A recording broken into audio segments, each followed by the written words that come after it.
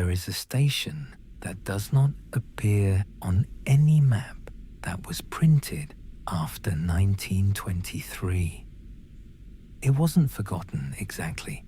It is more that the people responsible for updating the maps made a quiet, collective decision that some places were better left off the official record, not out of secrecy and not out of any particular bureaucratic malice, but simply because including it raised too many questions in the margins, and the margins of official railway maps are not designed for questions. They are designed for scale indicators and compass roses and, occasionally, a small advertisement for a reputable hotel. The station is called Aethermoor Junction. You will not have heard of it. That is fine. Most people haven't, including several of the trains that have technically passed through it.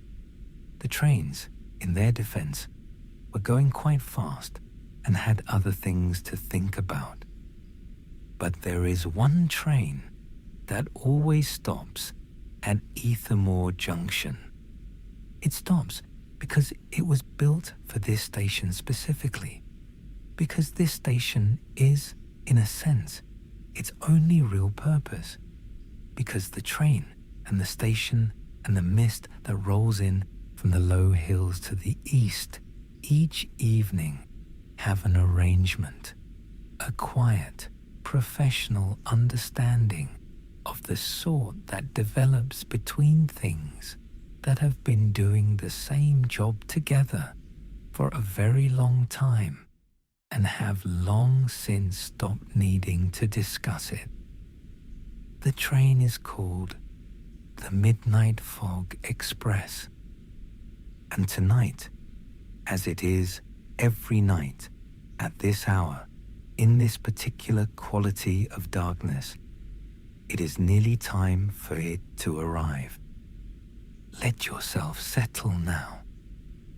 Find the weight of your body, the places where you rest against the surface beneath you, and allow that weight to simply be what it is. You don't have to adjust it. You don't have to do anything with it at all. It is just weight. It is just you resting, which is a perfectly reasonable thing to be doing at this hour. Let your shoulders drop if they haven't already. They often haven't.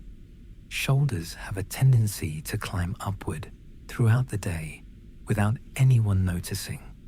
A slow, incremental ascent toward the ears that seems purposeful but serves no discernible function.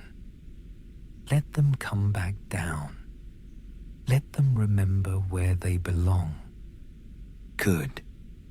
Now, come with me to Aethermoor Junction. The platform is made of grey stone, the kind that has been wet for so long it has forgotten what dry felt like. The stone doesn't mind. It has been grey and wet since 1887, and it has developed a certain quiet satisfaction in its consistency. The cobblestones at the platform's edge are rounded with use, worn smooth by the passing of unhurried feet, and they gleam faintly in the low amber light of the lanterns. The lanterns are something worth noticing. There are 7 of them, mounted on iron posts that line the platform in 2 rows of 3, with one final post at the far end, standing alone, the one they call, for reasons nobody has satisfactorily explained, the departure lantern. Each lantern holds a flame that burns with unusual steadiness. The wind moves around them. The mist, which is beginning now to curl in from the low hills to the east, drifts past them in slow, silken threads, but the flames themselves do not waver. They hold their amber light with a kind of quiet authority, casting pools of warmth onto the wet stone below, and those pools overlap and blend into a continuous, gentle glow that makes the platform feel like the inside of something rather than the outside of something. Which is, in a way, exactly what it is. The iron pillars that support the station's canopy rise from the platform edge at regular intervals, their bases thick with the patient rust of decades, their tops lost in the mist that has begun to gather beneath the canopy's roof. The canopy itself is a beautiful, impractical thing, ornate in the way that Victorian railway infrastructure often was, as though the engineers of that era believed that travellers deserved to wait for trains beneath something genuinely worth looking at. The ironwork along its edges is worked into scrolling leaves and small repeated geometries, and here and there a face has been worked into the metal. Not the face of anyone in particular, just the general idea of a face, serene and slightly distant, as though the person whose face it might have been is thinking about something pleasant that happened a long time ago. The air smells of coal smoke and cold water and something else, something faintly green and mineral, like the smell of a river at night or the smell of rain before it arrives. It is a smell that opens the chest a little, a smell that reminds the body that breathing is something it actually enjoys doing when it's given the right kind of air. Breathe it in. There is no hurry. The train does not come until the station master is ready, and the station master is never late, but he is also never rushed, and these two qualities coexist in him with such perfect ease that simply being near him makes hurrying seem like an idea that belongs to a different world entirely, which, from the platform of Aethermoor Junction, it rather does. He appears from the far end of the platform, as he always does. His footsteps come first, a slow, steady rhythm against the wet cobblestones, each step placed with the deliberate care of someone who believes that where your feet go, the rest of you eventually follows, and that it is therefore worth paying attention to where your feet go. The sound is low and even. It does not echo dramatically. It simply continues, one step, and then another, and then another, a rhythm as reliable as the second hand of a well-maintained clock. The station master is a tall man of indeterminate age, wearing a uniform that was clearly made with a great deal of seriousness. The uniform is the deep, particular blue of the hour before full darkness, somewhere precisely between navy and midnight, a color that suggests both authority and the absence of urgency. His coat has 8 brass buttons, and each button is currently reflecting the amber light of the lanterns in a way that produces a small row of warm glimmers as he walks. His hat is the kind of hat that takes itself seriously without being pretentious about it. His gloves are dark leather, worn soft with use. He is carrying a wooden case. The case is approximately the size of a large book, and it is very clean and very carefully jointed at its corners, and inside it, as you already know, in the way that you simply know things in certain kinds of dreams and certain kinds of dusk. Inside it are the cloths and the polishing compound and the long-handled brush that the station master uses every night without exception to polish the brass lanterns of the Midnight Fog Express. He reaches the first lantern post and sets the case down beside it on the stone with a small, definitive sound. He opens it. He removes a cloth. folded into a precise square. He removes the polishing compound, which comes in a small tin with a blue lid, the label of which has been worn away to nothing, because this tin has been in use since before labels were considered strictly necessary. He begins. The motion is circular and unhurried, a slow, even pressure applied to the brass housing of the lantern, working from the top of the curve down and around and back up again, polishing in the patient way of someone for whom this task is not a means to an end, but a thing complete in itself. The brass begins to warm and brighten under the cloth. A deep amber gleam emerges, deepens, holds. The station master examines his work for a moment with the same expression he always has, which is the expression of a person who is satisfied but not surprised, because he knew it would come out right. He knew it because it always comes out right. This is the nature of attending carefully to a thing. He moves to the second lantern. One step and then another.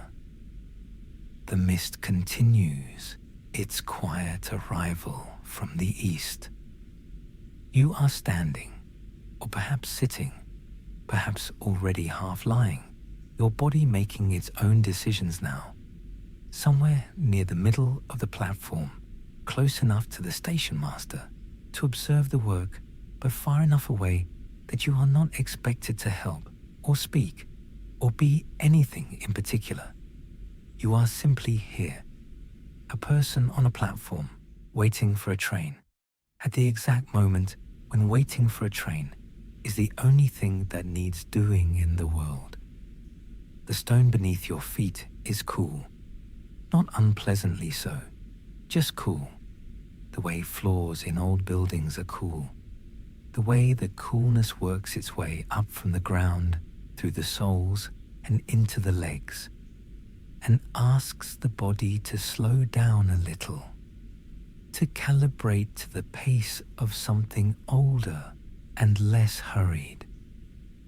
The amber light of the lanterns touches everything at a low, warm angle. It makes the mist look golden where it moves through the light and silver where it drifts into the shadow. It makes the ironwork of the canopy above look like something that was constructed as much for beauty as for shelter, which, let the record show, it was. Somewhere out in the mist, beyond the end of the platform, beyond the grey-green hillside that falls away into the valley below Aethermoor, the tracks extend into the dark. You cannot see them. The mist has gathered there with particular thoroughness, filling the space between the low hills with a soft, complete blankness that the eye rests against rather than straining through. It is the visual equivalent of a long exhale, the kind of horizon that asks nothing of you, that requires no interpretation, no response, that is simply there, soft and wide, inviting you to let your gaze go unfocused and your thoughts go quiet. Let them go quiet now. You don't have to do anything with them.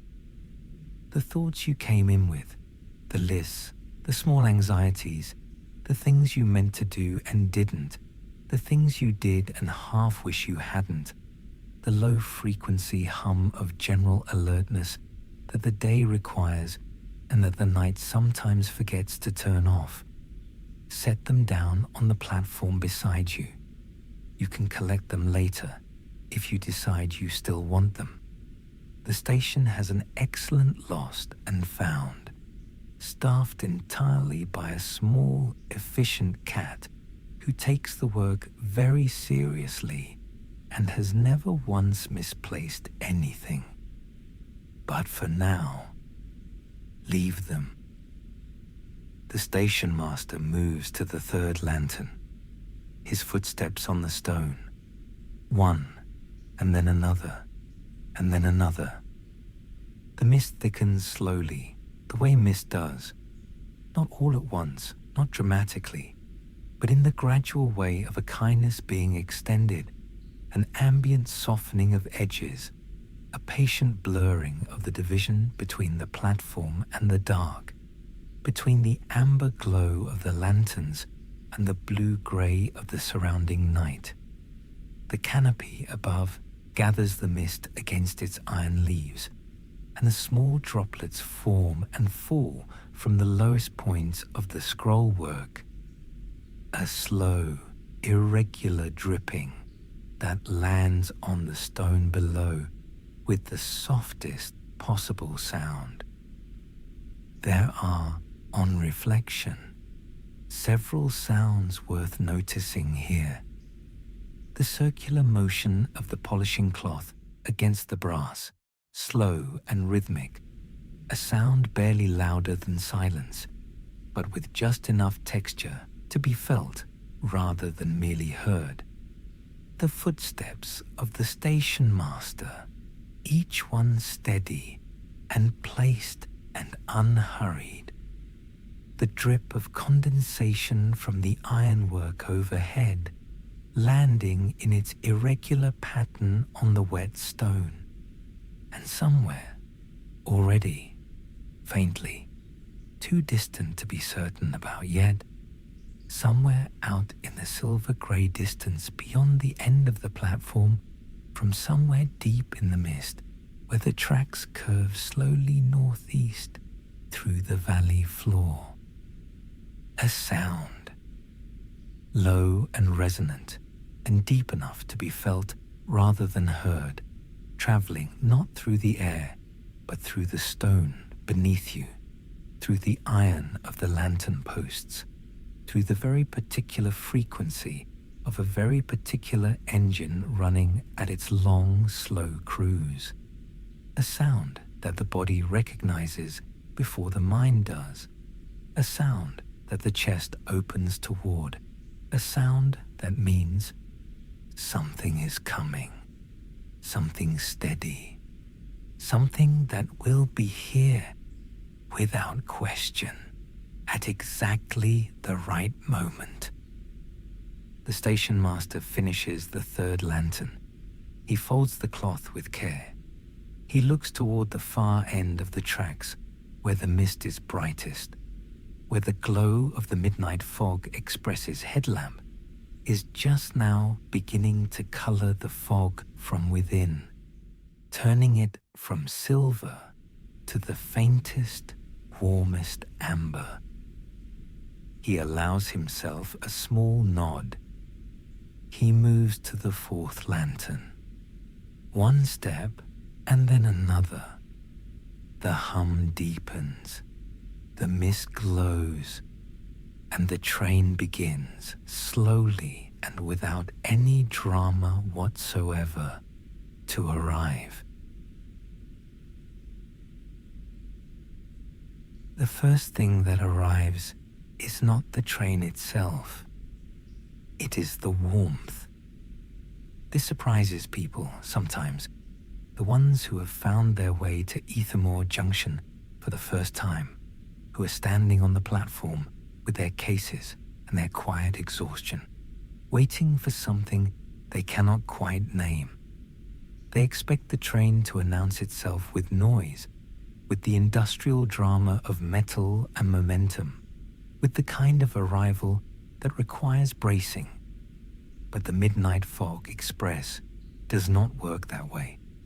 Before the locomotive itself rounds the long, slow curve at the valley's northeast end, before its silhouette emerges from the mist with any kind of definition, before you can say with certainty that yes, there is a train, and yes, it is here. Before all of that, the warmth arrives. It comes along the tracks like something being gently pushed ahead of the engine, a slight but definite shift in the air, as though the temperature of the world has been adjusted by someone who noticed it was a few degrees too cool and made a quiet correction. It is not the aggressive heat of industry, nothing like the wall of hot air that blasts from a working locomotive at close range. It is softer than that, more considered. It is the warmth of a room where something has been burning steadily for hours, where the heat has had time to settle into the walls and the furniture and become part of the general character of the place, rather than a feature of it. You feel it first in your face. The slight release of tension in the muscles around the eyes. Muscles you did not know were braced against the cold until they stopped bracing. A small unwinding, barely perceptible, that moves from your forehead down through your jaw and into your neck, then in your hands. Let your hands rest where they are. Feel the warmth finding them now, settling into the knuckles, easing whatever small tightness has gathered there throughout the day. The accumulated tension of typing and gripping and holding and carrying all the minor physical work the hands perform without acknowledgement or rest. The warmth asks nothing of them. It simply arrives, and the hands, recognizing what it is, begin gradually to soften. The station master has finished the 4th lantern. He moves to the 5th with his characteristic deliberateness, one step placed carefully after another, the wooden case carried at his side with the ease of long familiarity, the polishing cloth folded and refolded into its working square with the automatic precision of someone who has performed this particular fold so many times that his hands do it without any instruction from the rest of him. He is not hurrying. The train's approach has not changed his rhythm by so much as a fraction of a second. This is because the station master understands, with the deep professional certainty of a man who has been doing this job since before the concept of running late was properly invented, that the Midnight Fog Express will arrive at the exact moment the platform is ready to receive it. Not before, not after. The platform will be ready when the lanterns are polished. The lanterns will be polished when they are polished. And the train, which has been running this route since 1891 and has developed a flawless sense of timing, will arrange its arrival accordingly. This is not arrogance. It is simply a very old and well-calibrated system. The 5th lantern takes the cloth and begins to glow. Out in the mist, the amber warmth is deepening. The headlamp of the Midnight Fog Express casts its light forward and slightly upward, and the mist, which is dense enough here in the valley bottom to act as a kind of medium, holds the light within itself rather than simply letting it pass through. The effect is of a glow that seems to come from everywhere and nowhere simultaneously. Not a beam pointing at the station, but a general brightening of the fog, a slow, even increase in luminosity, as though the mist itself has decided to become a lamp. The glow is amber at its heart, where the headlamp's light is strongest. It grades outward through orange and into a warm grey gold, and then into the cooler silver of the undisturbed fog beyond. The edges of the glow are not sharp. They blend into the surrounding dark with the gradual unhurriedness of everything else at Aethermoor Junction, and the result is that the train's approach feels less like an arrival and more like a slow brightening of the world. as though the valley is waking gently into a warmer kind of dark. You are watching it from the platform. There is nothing you need to do with what you are watching, nothing to analyze or evaluate or respond to. The glow simply grows at its own pace, in its own time, and your eyes rest against it the way eyes rest against firelight, not actively seeing exactly, but receiving, taking in light without effort, letting the amber warmth of it work its way through the eyes and into the body, where it settles alongside the warmth that has already arrived along the tracks, and continues its quiet work of loosening whatever is still held. Let your eyes be soft now. Whatever you are looking at in the particular darkness behind your eyelids, or whatever partial light exists there, the way light always exists faintly even in darkness, that phosphine geography of resting eyes. Let it be amber if you like. Let it be the warm glow of the fog, lit from within. Let it be imprecise and shifting and without any fixed point of attention. Just warm light, moving slowly. That is enough. The sound arrives in stages.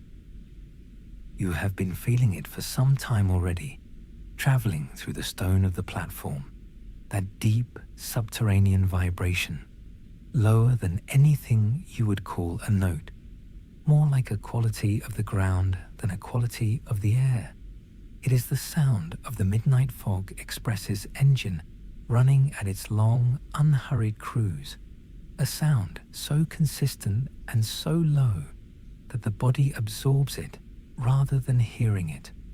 It has been, for the last several minutes, doing the quiet work of a tuning fork held to a surface, finding the corresponding frequency in whatever happens to be near it and coaxing that thing toward resonance. Your chest, for instance. There is a particular depth of sound at which the chest cavity will begin, very subtly, to resonate, to vibrate in sympathy with the frequency, to take on a small warm hum of its own. It is not uncomfortable. It is not even particularly noticeable. But it is there, if you attend to it. A slight fullness in the center of the chest, a warmth that is not external but internal, a vibration that slows the breath almost automatically, that invites each exhale to be a little longer, a little more complete than the one before. Exhale now. Take whatever breath you have and release it slowly, evenly, until the lungs are gently empty, and then let the next breath come on its own, without being summoned. It will come. It always does. The body is very good at breathing. It has been practicing since before you were paying attention to it, and it will continue long after you stop. The vibration in the stone deepens slightly. And now, the sound moves from the ground into the air. It begins as a texture in the mist rather than a sound with a source, a richness in the atmosphere, a quality of fullness. The way the air in a concert hall has a different weight to it before the music begins than an empty room does, charged somehow with the presence of something about to happen. Then, gradually, a frequency emerges from the texture, low, sustained, even. The engine of the Midnight Fog Express, speaking now to the air as well as the earth. The sound has a rhythm buried inside it. Not a sharp rhythm, not the percussive chuffing of a locomotive working hard on an incline. Nothing so insistent as that. This is the rhythm of a machine running smoothly and at ease, a pulse so close to regular that the irregularities within it become the most interesting part, small natural variations in the engine's cycle that the listening mind finds and follows, the way the mind follows the variations in a fire's crackle or rain on a roof. There is always just enough variation to keep the attention gently engaged, never enough to be surprising. Listen to it. You do not have to count anything. You do not have to track anything.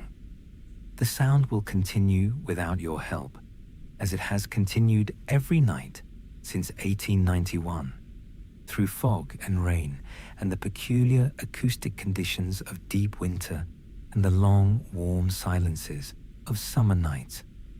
It does not need you to listen, but listening to it, allowing it in, letting it fill the space behind the eyes and around the spine, letting it sit in the chest alongside the warmth and the slow expanding breath, is one of the more pleasant things available to you right now.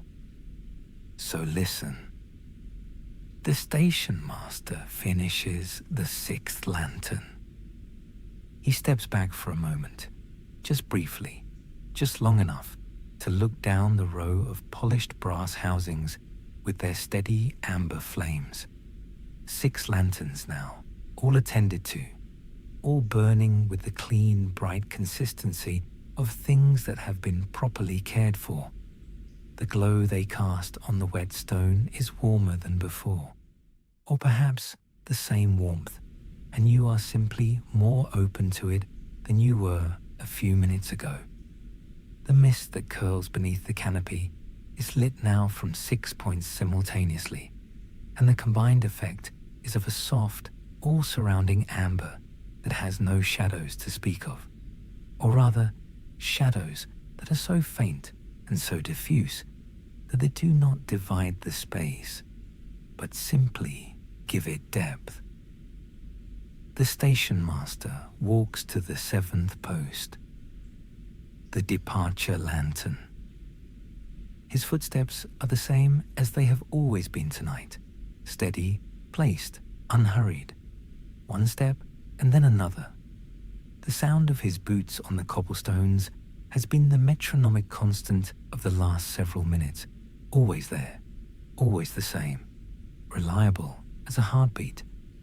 More reliable, perhaps, because unlike a heartbeat, it does not vary with emotion, does not quicken with anxiety, or slow with sadness. It is simply a steady pace on wet stone. The same pace it will be in 5 minutes, the same pace it was 10 minutes ago. Follow it with your breath, if you like.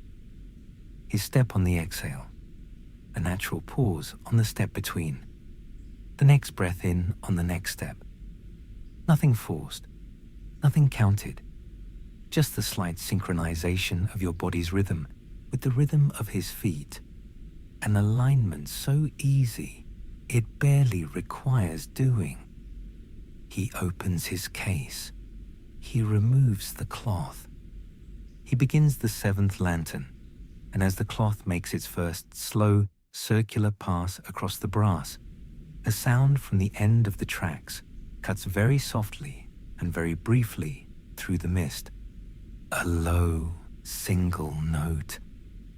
The horn of the Midnight Fog Express. Not loud, not insistent, more in the nature of a notification than an announcement.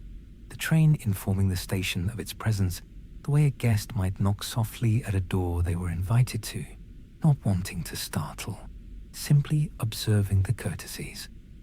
The sound blooms out of the fog and hangs in the air for a moment, and then the mist absorbs it, and the platform returns to the sounds it had before. But the sounds feel different now. Fuller. The way a room feels fuller after someone has spoken in it, even after the words have ended. The glow in the mist is unmistakable now. It fills the whole northeast end of the visible world with a deep amber luminosity, and the edges of the glow are resolving very gradually, with no sense of rush, into the suggestion of a shape, a large shape, a shape built of cylinders and rods, and the long horizontal mass of carriages, soft-edged still, smeared across the mist, as though drawn in amber light on silver paper by someone with a very large, very soft brush. Steam. The first tendrils of it appear above the glow, rising into the mist and immediately losing their distinctness, becoming part of the fog rather than separate from it, adding their own white warmth to the general soft atmosphere above the tracks.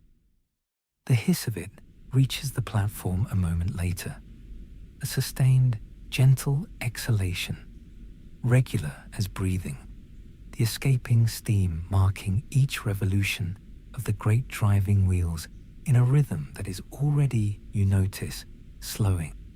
The train is reducing its pace now, settling into the long, gradual deceleration that will bring it, in its own unhurried time, to a complete rest alongside the platform. The hiss of the steam in and out, a long exhale, a short pause, an in-breath, another long exhale. Your own breath finds this pattern without effort, in and out, slowly.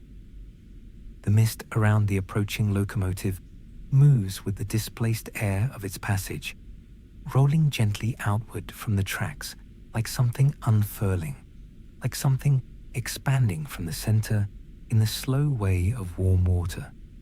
It does not rush at the platform. It comes towards you gradually, in the way of all things at Aethermoor Junction, which is to say, at exactly the pace required, and no faster. The stationmaster finishes the 7th lantern. He stands for a moment with the cloth in his hand, looking at the brass housing's deep amber gleam, and then he folds the cloth for the last time and replaces it in the case and closes the case with the small, definitive sound of a thing completed. He stands.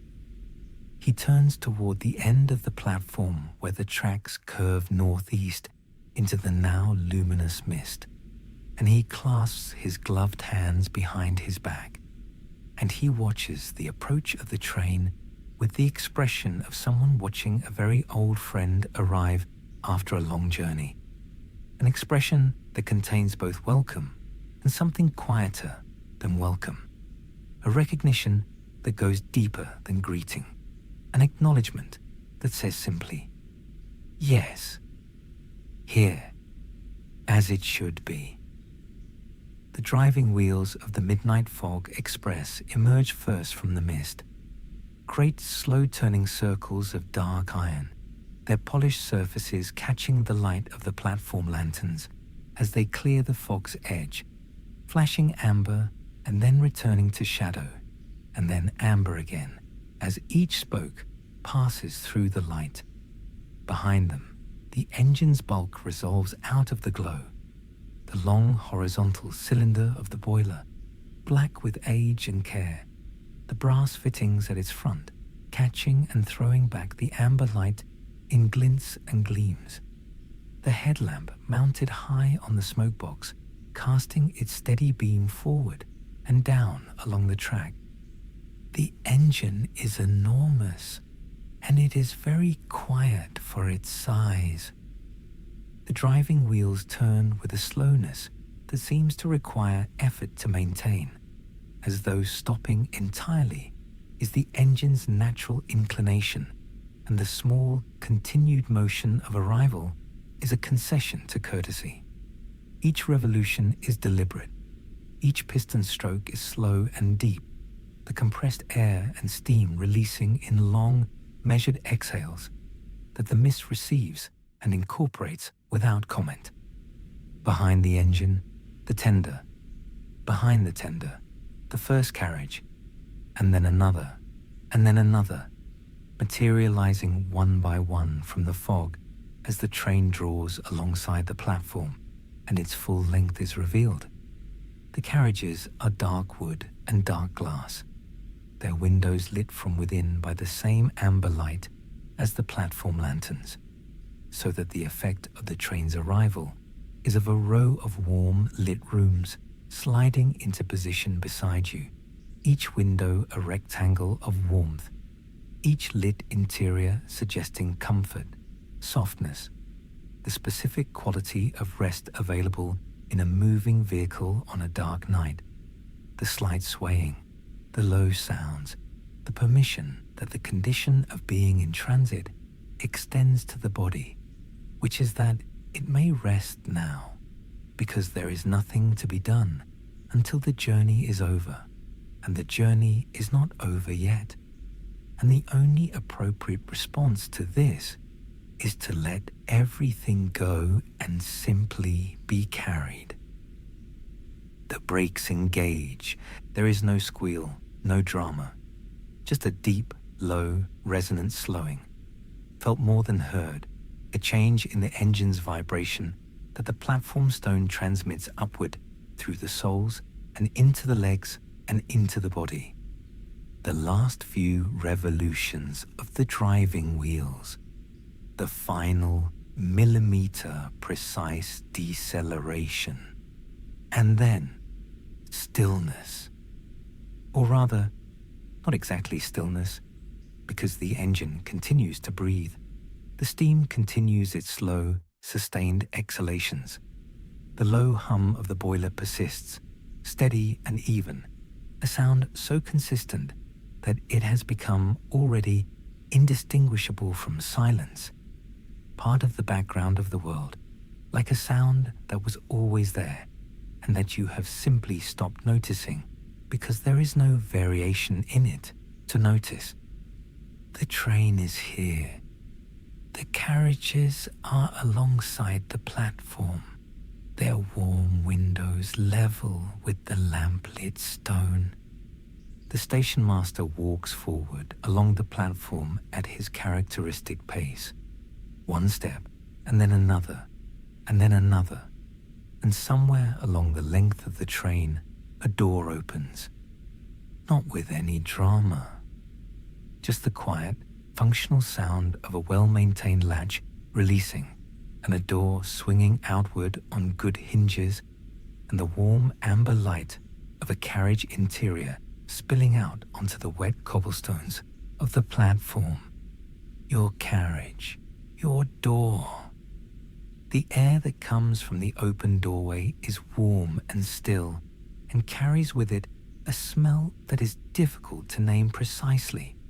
Old wood and something like the inside of a book and the particular warmth of upholstered fabric that has been gently heated and very faintly at the back of everything, the mineral green smell of the mist itself, as though the train carries a little of the landscapes it has traveled with it wherever it goes. The step down from the platform to the carriage is a single, low step. The station master is standing beside the door. He does not gesture or announce or say anything at all. He simply stands with his hands clasped behind his back and his expression of quiet, reliable welcome. And the door is open, and the amber light from inside falls warm and even on the wet stone. Take one last look at the platform behind you. The 7 lanterns burning in their 2 rows, their brass housings polished to deep gleam, their flames holding steady in the damp air without so much as a flicker of uncertainty. The iron pillars of the canopy, dark and solid and entirely trustworthy. The scrolling ironwork above, the small anonymous faces in the metalwork with their faraway serenity, wet now with the mist's slow deposit gleaming, the smell of coal and cold water and green rain, the stone underfoot, cool and rounded and dark with moisture, worn smooth by years of exactly this, someone standing here for a moment before boarding. Let it all be what it is, and step aboard. The interior of the carriage is smaller than you expected and more comfortable. This is almost always the way.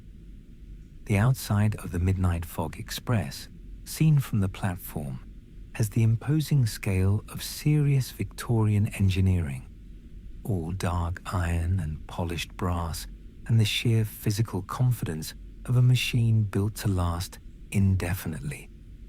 The carriages, viewed from outside, are substantial things. But once you are through the door and standing in the warm amber interior, the space arranges itself around you with the particular consideration of somewhere that was designed not for impressive dimensions, but for the quality of rest available within them. The ceiling is low enough to feel like shelter rather than limitation. The walls are dark paneled wood, warm-toned and smooth, and between the windows, small lamps are mounted in brass brackets, their flames burning with the same steadfast quality as the platform lanterns outside. The floor beneath your feet is carpeted in deep, dark red, worn at the center of the aisle in the way that carpets wear when they have been well and genuinely used, which is different from the way carpets wear when they are simply old. Find your seat. It is there, second from the window, or the window seat if you prefer, or the one closest to the small lamp in its brass bracket if you would like a little more warmth near your shoulder. It doesn't matter which. They are all your seat. The carriage knows why you are here. Sit. The seat receives you. This is the only accurate way to describe what happens when you sit in the velvet of the Midnight Fog Express. Not that you sit down on it, but that it receives you, the way a body of water receives something set gently upon its surface, accommodating itself to your particular weight and shape with a yielding that is neither indifferent nor excessive, but simply exactly right. The velvet is the deep blue-green of a lake at evening. It is very soft. It is the kind of soft that takes a moment to fully register, because the body, accustomed to surfaces that compromise, needs a beat to recognize a surface that simply gives. Your back settles against the seat back. Your shoulders drop, further than they dropped on the platform, further even than they dropped when you first let them fall. There is always more to release than you think there is. The seat back receives that too, accommodates the new weight, holds it without effort. Your hands rest wherever they have come to rest. They have gone quite soft now. The fingers are uncurled, or mostly uncurled. Whatever small tension remains in whichever hand holds it longest is simply noted, not corrected. It will go when it is ready. The warmth of the carriage is patient. It has nowhere else to be. Outside the window, the platform is still visible. The stationmaster stands beside the open door, which he has not yet closed. He is doing nothing in particular, simply standing in the way that he stands, hands clasped behind his back, weight distributed evenly, attention directed at some middle distance that is neither the platform nor the train nor anything you could point to specifically. He is simply present, a figure of such undemonstrative steadiness that looking at him through the window is like looking at a landmark, something that tells you where you are not by being dramatic about it, but by simply and continuously being there. He turns his head slightly and looks at the window where you are sitting. He nods. It is a full, considered, deliberate nod of the sort that carries actual information. You are here, the nod says, and here is the right place to be, and everything is in order, and you may rest now, and I will attend to the rest of it. Then he turns, and his gloved hand closes around the door handle, and the door swings shut on its good hinges with a sound that is final without being heavy. The sound like the last page of a chapter turning, or the quiet click of a lamp being extinguished in a room where sleep has already arrived. The great iron gears of the engine engage. You feel it before you hear it, that deep subterranean shift in the carriage's vibration, the quality of the stillness changing as the engine moves from rest to the first suggestion of motion. The sound that follows is measured and heavy and deliberate, the compression and release of enormous mechanical things beginning to move, each gear finding its place against the next, with the weighted inevitability of a system designed to do exactly this and nothing else. It is not a startling sound. It is the sound of something beginning that was always going to begin, the sound of the next thing arrived at in its proper sequence, and then, beneath the gears, a rhythm emerges. The driving wheels beginning to turn, slowly at first, each revolution a complete, considered thing.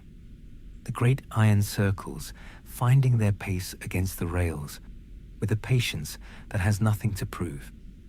The sound they produce is low and regular, a pulse, a beat, a repetition so steady that the mind, looking for a pattern, finds one immediately and then relaxes, because a pattern once found requires no further searching. The search is over. The pattern is here. It will continue. Let your breath find it.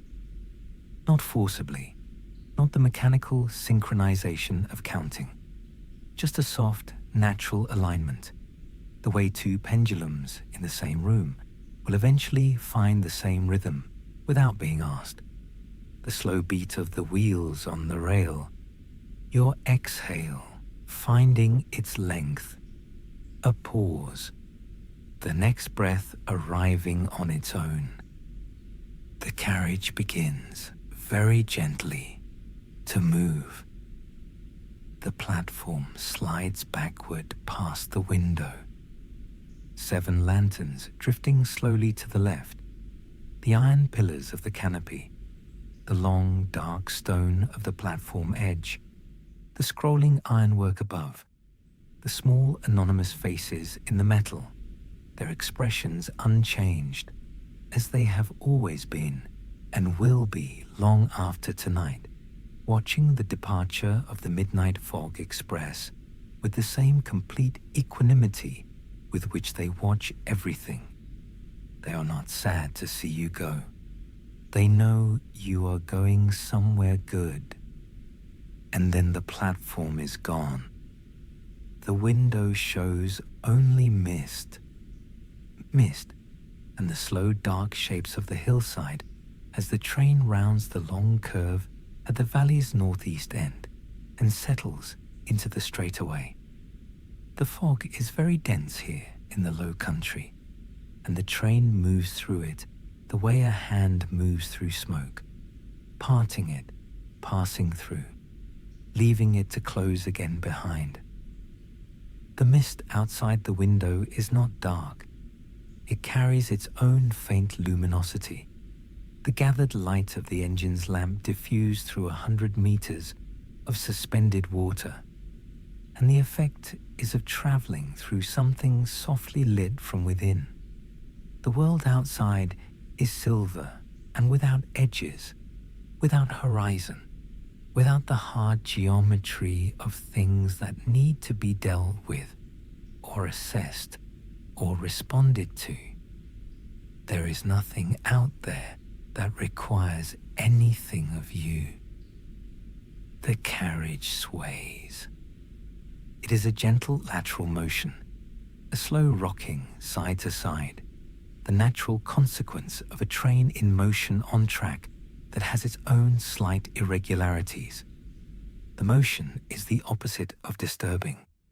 It is the motion of being carried, of having surrendered the work of locomotion entirely to something else, something large and steady and entirely capable, something that knows the way and does not need your help or your continued attention. You are simply a passenger. This is all you are required to be. The lamp in its brass bracket burns on. Its flame is very small and very steady, and the light it casts on the dark wood paneling of the carriage wall is amber and warm, and does not reach the corners, which remain in a comfortable shadow that is not dark so much as softly dim, the kind of dimness that the eyes relax into rather than strain against, the kind of dimness that has been designed, whether consciously or not, for exactly this purpose, for the transition from wakefulness into something else, for the slow dissolution of the boundary between the two. Your eyes are heavy, not the effortful heaviness of someone fighting sleep, not the gritty weight of exhaustion held too long. This is a different quality of heaviness, the heaviness of something that has been ready for a while and has finally been given permission. The weight of eyelids that have been patient all evening and are now being told, yes, now, it's time. Let them close, if they haven't already. The sound of the wheels on the rail continues its steady pulse beneath you. The engine breathes its long, measured breaths. The carriage rocks in its slow, reliable rhythm, and the velvet holds you, and the warmth holds you, and the amber light behind your closed eyelids dims and warms and dims again, with the gentle, unhurried alternation of something that will continue long after you have stopped noticing it. The mist outside moves in long, slow rivers past the window. You are somewhere in the low country now, somewhere between Aethermoor Junction and wherever the midnight fog express goes when the night is very deep and the passengers are very still. The stationmaster's lantern is far behind you, a point of amber light on a dark platform, growing smaller, growing softer, becoming first a glow and then a warmth, and then simply a feeling, the memory of a feeling, the knowledge that somewhere behind you there is a place that is lit and attended and prepared for your return. But that is later. That is for another night. Tonight there is only this: the slow beat of the wheels, the warmth of the velvet seat, the silver mist parting and closing at the window, the amber lamp burning low in its bracket, your breath long and even, the train carrying you, the night receiving you. Let the last of it go now, the last small corner of alertness, the final thread of the day's attention. Whatever thin and faithful part of you has been keeping watch, it has done its work. It can rest. Everything that needed attending to has been attended to, and everything that wasn't attended to will keep. And the Midnight Fog Express knows the way and does not require your guidance. The wheels turn. The engine breathes. The mist holds everything softly, the way mist does, without preference, without judgment, with the complete and patient acceptance of something that simply surrounds. You are being carried through the quiet country of the night. There is nowhere to be but here. Nothing to do but this. Let yourself go deeply, completely, entirely to sleep. The Midnight Fog Express will bring you back in the morning, when the mist has lifted and the rails are silver with dew, and the station master is polishing the lanterns again, which he will be, because he always is, because some things continue reliably and without drama whether we are watching them or not, and this is one of them, and it is enough. It is more than enough. Sleep now. The train goes on.